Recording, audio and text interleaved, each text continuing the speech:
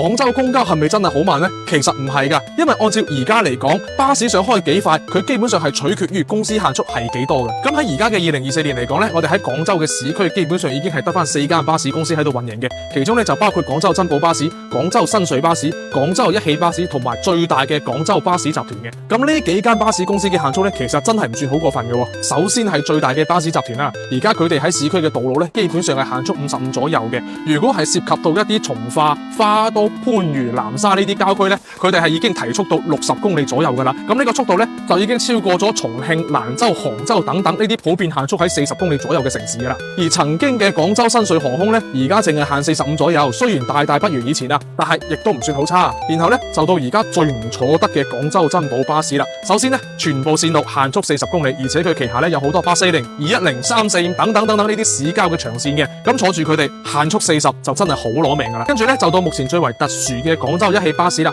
首先一汽而家50%嘅股權係由廣州巴士持有嘅，另外50%呢就係廣州巴士集團持有嘅。咁巴士集團主要負責嘅呢，就係一汽巴士嘅黨建業務，而一汽巴士運營嘅業務呢，就係由珍寶巴士負責嘅。目前廣州一汽亦都係跟珍寶巴士一樣，都係限速40嘅啫。不過一汽巴士嘅老城區線路呢係比較多嘅，所以其實限速低一啲都唔會好明顯咁感受到。另外就係佢嘅發班相對廣州珍寶嚟講呢，都係比較密嘅，所以呢，其實一汽巴士仲係可以坐嘅。咁目前以理論上講呢，廣州巴士嘅限速係喺40到60之間，真係唔算好慢嘅。但係呢，由於前2年廣州巴士集團統一限速35公里嘅原因啊，就會導致咗而家哪怕提速咗之後，好多司機都會習慣性咁將巴士車速控制喺30公里左右，坐到呢就真係相當之攞命啊！咁最後呢，就講下關於我個人嘅睇法啦。咁其實巴士嘅車速太快呢，肯定就唔安全噶啦，但係太慢呢，亦都好影響效率嘅。所以我覺得喺市區嚟講，40公里算係一個底線，低於40公里嘅就真係好攞命。但係如果開到40公里左右，其實都差唔多噶啦。咁至於你喺城市嘅快速道路或者郊區冇人冇車嘅道路嚟講呢，